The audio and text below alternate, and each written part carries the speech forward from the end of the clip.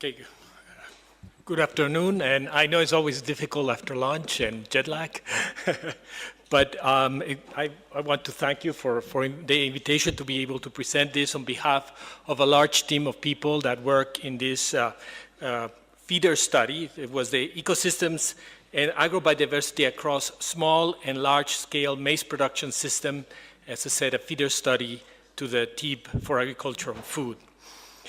This is going to be a very short presentation. They told me they have only 4 slides. And, well, first I want to give you some background. The National Commission for the Knowledge and Use of Biodiversity, which in acronym in Spanish is CONABIO, carry out evaluation of ecosystem services associated with maize production in 3 countries. This was before there was a more developed framework as we presented here. And in these 3 countries was the United States of America, Mexico, and Ecuador. And it focused on 3 different production systems: smallholder traditional farmers, itinerant and permanent, which basically was more focused on Mexico and Ecuador, because I don't think there's a lot of itinerant smallholder traditional farmers in the US anymore. Intensive high yield systems, both irrigated and rain-fed, and organic systems, small and large scale. This was a very broad study and dealt with multiple topics. It basically had a context, which we explored the whole question of maize around the world and these specific systems.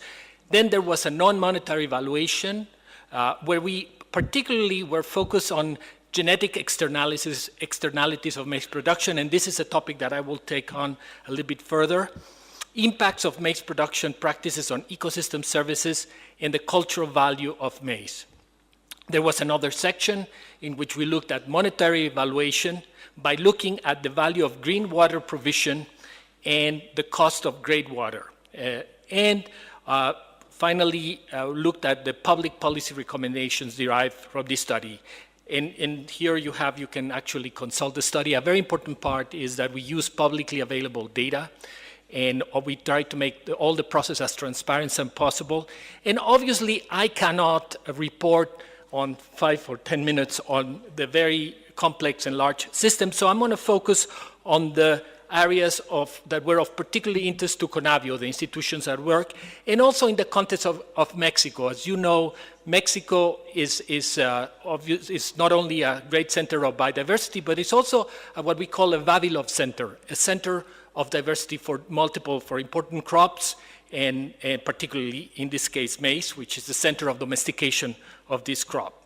So as I said, a priority for Mexico is to show the importance of agrobiodiversity for the present and future of global food security, and a key supplier of a topic a new concept that I want to introduce today, which is evolutionary services or ecosystem services. We talk a lot about ecosystem services, and we could argue that this is a type of ecosystem service, but we like to distinguish because it's a very particular type of service. And evolutionary services are defined as the uses or services to humans that are produced from the evolutionary process.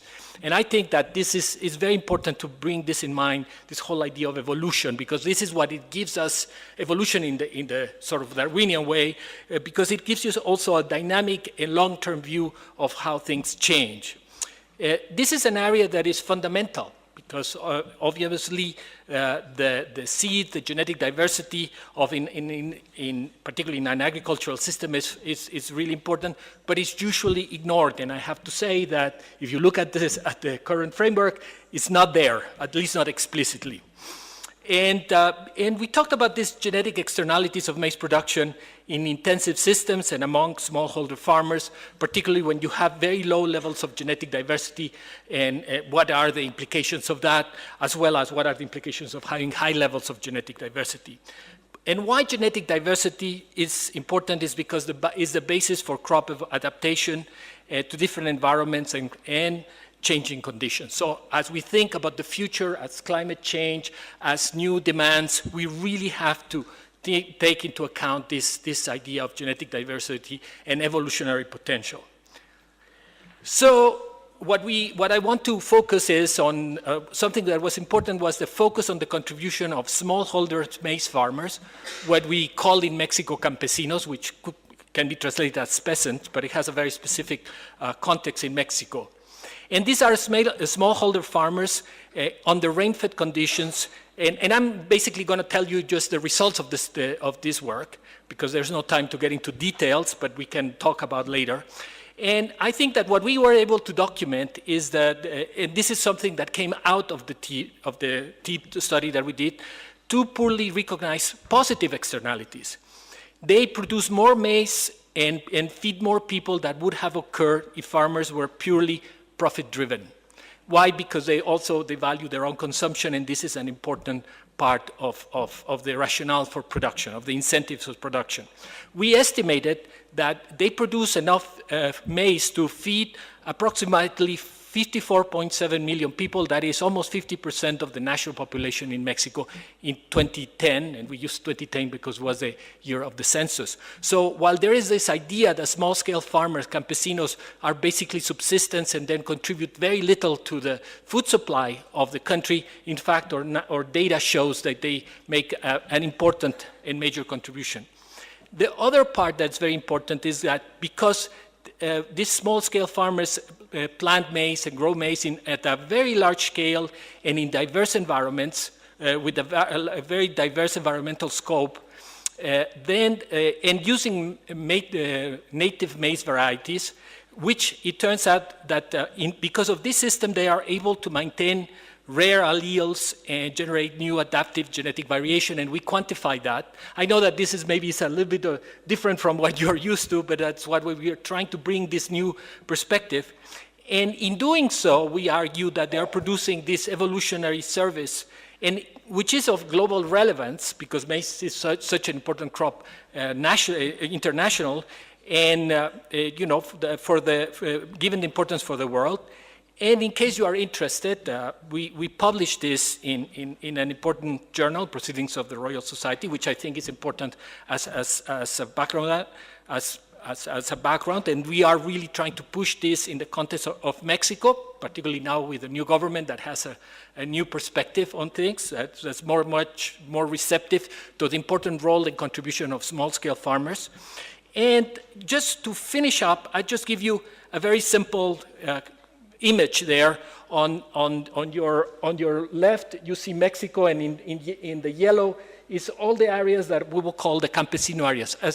Maize is the most, in terms of the crops grown in Mexico, has the largest land use of all crops in Mexico, and the brownish, the more darker part is just the high-yielding maize producer. So you can see the scale at which these maize farmers in Mexico are producing maize. And on the other one is basically the temperature, and each one of those dots are a municipality. And on the left, you have the campesino agriculture. On the right, you have the commercial agriculture. And so you can really see the incredible diversity of conditions in which maize, campesinos farmers produce maize versus the very narrow conditions in which commercial agriculture produces maize in Mexico. With that, with all these ideas, but I think that in terms of my message, most important contribution of my message and for CONABIO is this idea that we need to bring into account the diversity of crops and the genetic diversity of crops and this idea of evolutionary service. Thank you. Maybe we could have some reactions from the floor just to get everybody moving this afternoon. Yes, Salman. I just want to just to help those, well, including myself in some respects, in terms of the studies that are coming up. A general principle in life cycle analysis is that what you do is you basically look at, if you've got a comparison between two alternatives, in this case, say organic versus conventional, the only thing you would do is look at the differences. So if, say, for instance, organic versus conventional had the same impact vis-a-vis CO2 emissions, then there's no point really in looking at it, because if you're trying to make a comparison to say which is better, then you wouldn't do so. So it's basically a question, I suppose, mainly to Peter and Harry Priya, because it seemed that you have retained this kind of comprehensive analysis where you have looked at everything, even in cases where there probably isn't a material difference in terms of the comparison. Now, I wonder, am I correct in saying that you've done that? And I suppose we have to ask ourselves in terms of the TEEBAgriFood community, if we've got a limited resource and a limited amount of time, whether we should be looking at everything if we're making a comparison, but a typology comparison, if there's no difference between the two alternatives. Well, let me just speak to the comparison we've made. There are very distinct parameters for, say, smallholder and large-holder ranching, for example, that have to do with, which I wasn't able to get into in much depth in my limited time for the presentation, but and the response of the different actors in terms of the incentive prospects are also very different. So the kind of, I think the real question is really, how are we going to target interventions at different actors who are producing under different systems or different scales, and how to promote that as being also responsive to the externalities, as being a factor that may be brought in as an additional value that is not considered. It may not be that the value of production may not be so significantly different, but the benefits to be obtained by the intervention may be significantly different. So I think that may be a justification. I'll pass the buck now. Yeah, when we looked at the differences, see, the common misunderstanding is that organic cultivation is not profitable, and so the farmers do not adopt it. But then the difference actually comes in the level of the inputs that are being used. For example, if you take out the fertilizers and insecticides, but then organic farms have different kinds of pesticides and insecticides that they use. I mean, it's basically plant-based. And the other thing is the amount of manual labor in the organic cultivation is much higher than that of the inorganic. So I think it's important to highlight those differences, but then nevertheless those costs are, maybe the human labor is on a bit on a higher side, but then it is offset by the amount of fertilizers and pesticides being used in other form, and then it has also a higher productivity. The second thing is that because inorganic has minimum support price and there are also a lot of subsidies inherent in fertilizers and pesticides, if the same amount is actually passed in as a price transfer to the organic farmer cultivators, then the organic farming becomes more sustainable than inorganic. So, I mean, to highlight those differences and to tell where to intervene, I think it's important to have the same typology, have like system A, you're comparing two systems, just compare each and every aspect of it in a uniform way so that the policymakers know that yes, everything is on the same ground. Otherwise, if we adopt a different system, then altogether, then you cannot actually give an answer to them. So it's important that we adopt the same typology and highlight where the differences actually come.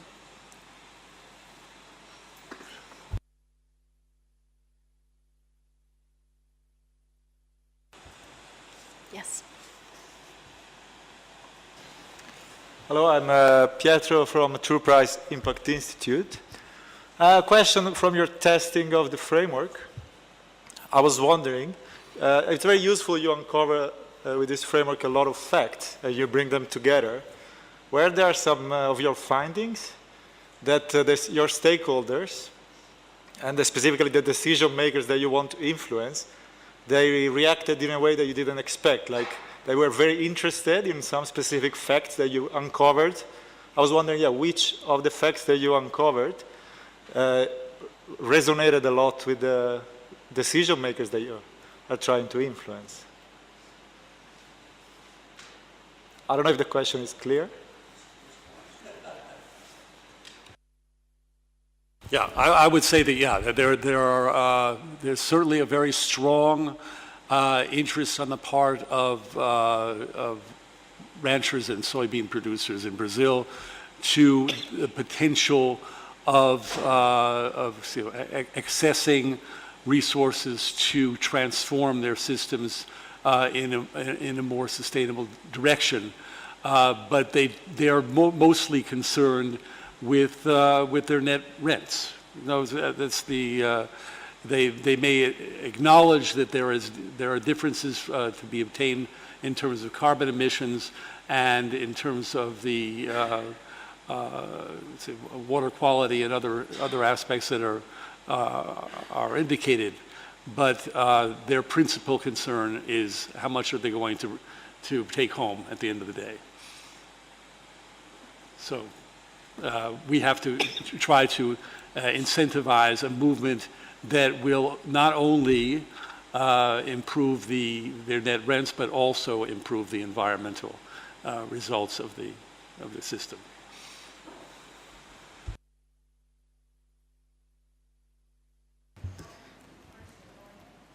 Yeah, I just want to make a comment because, for example, what is very interesting among these campesinos, these smallholder farmers, is that financial returns are only part of the rationale of their or their behavior. So you see a lot of times where if they do just financial cost benefit analysis, these farmers are losing money. But because they do value many other things in their crops, in their maize, for example, cultural identity, special dishes, where markets are not really working, but they're still willing to produce the crop even at what will look as a financial loss. That's what we say in our study, that that's an externality. You are having more maize produced that would have been produced if those producers were just profit-driven. And so it's also very important to understand that there are certain category of farmers, for example, that do things for reasons that are not necessarily reflected in the market. They have economic cost and benefits, but they are not reflected in the market. And because we have, and I think that a lot of things that have to do with diversification are this type of values that are not, as I said, not reflected in prices, which is important to bear in mind. All right, why don't we take 3 questions now, and then we'll have some reflections based on those. So we'll start with you with the floral.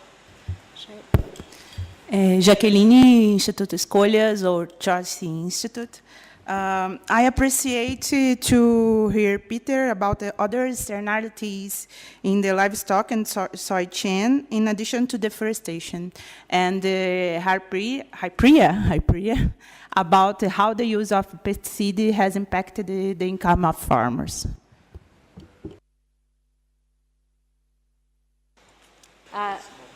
Yes, we're going to take a couple more questions. There was at least 2 more questions in that corner. Okay, so Marina?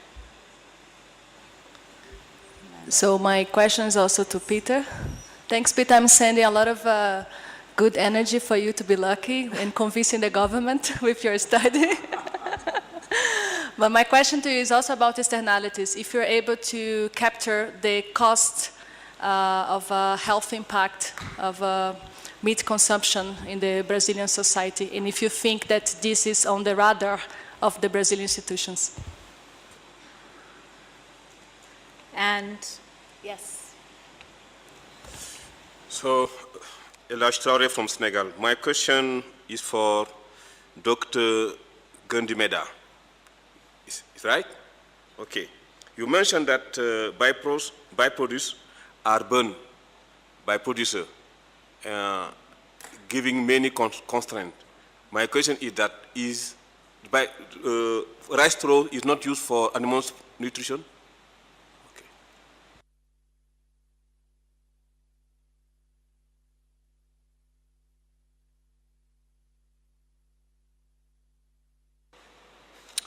Thank you very much.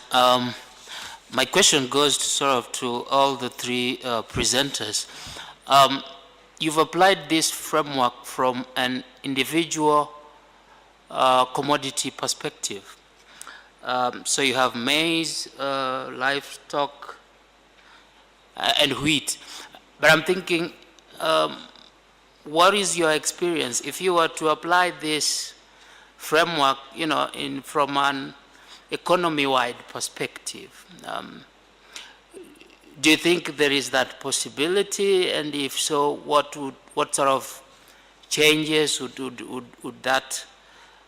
you need to apply to the system? Because I'm thinking from a policymaker's perspective, if you were to do this sort of evaluation for all the commodities within an economic system, would require a lot of resources. So is it possible to apply this, from an economy-wide perspective, this evaluation framework? Thank you.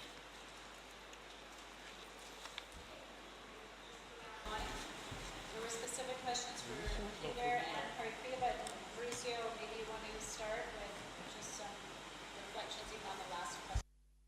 Well, I think that the question is that, for example, going back to the whole question of maize, maize is a very, very important crop for Mexican and for Mexican urban and rural. So clearly that's a priority. I cannot answer the question about the economic-wide thing, because always the problem again is context. The broader you go, the less contextual it becomes, and the more irrelevant your analysis becomes. That's the danger. You can make such an aggregate analysis that is worthless, and then, as you pointed out, it can be so narrow that again it would be worthless. So I think that from a policy perspective, it's very important to know how, first of all, where to target. Maybe you don't want to do this analysis for everything, but to target it right, and then to find the right scale at which you have to do it to have meaningful things to tell, and to recommend. That would be my point. Right. So, yeah, as far as the last question is concerned, I think, well, we're dealing with commodities that have a significance that is far greater, I think, that perhaps than the majority. When you have an agribusiness complex that is maybe 22% of the Brazilian economy, and soybeans is maybe half of that. And beef, I don't even know what beef. Everybody eats so much beef in Brazil; it's ridiculous. 80% of all the beef that's produced in Brazil is consumed in Brazil, but still, there's a lot of beef going to Russia, China, the Near East on the hoof. So it's being slaughtered according to Muslim practices. 400,000 head of cattle every year.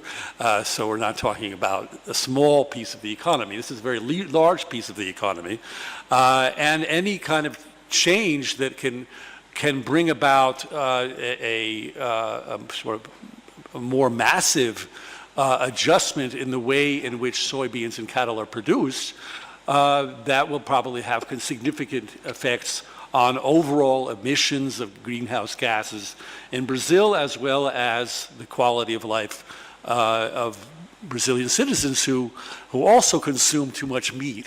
I think it was answering Marina that really is there's so much consumption of beef in Brazil. And I think Brazil is the third largest beef consumer in the world after Argentina and Uruguay or something like that. So if Brazilians stop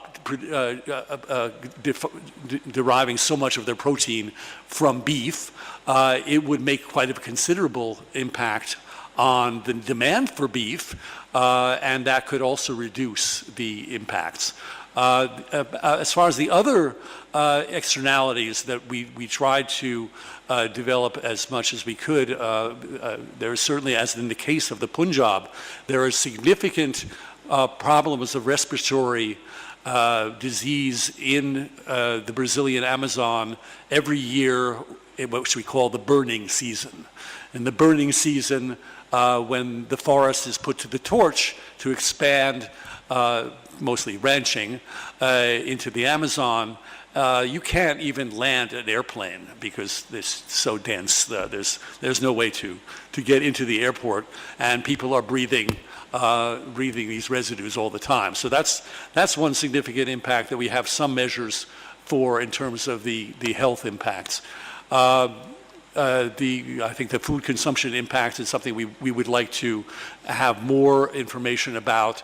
What would be the difference for Brazilians in terms of their substituting their picanha for more chicken and fish, for example? That would be a very interesting study to complement what we've already done so far. But we've also looked at insecticide impacts, the impact on pollinators, that is also associated with deforestation, and the importance of pollinators to soybeans, which is 30% of soybean productivity is reliant on pollination by bees, basically. And when you deforest, you just don't have any habitat for bees. And when you use insecticides, which is quite frequent in Brazil in the soybean industry, you are killing the goose that lays the golden eggs. So we're losing pollinators in a very big way, and that really needs to be reflected in policy and the kind of action that is underway to change the dimension of forest protection adjacent to large soybean and ranching operations in the Amazon.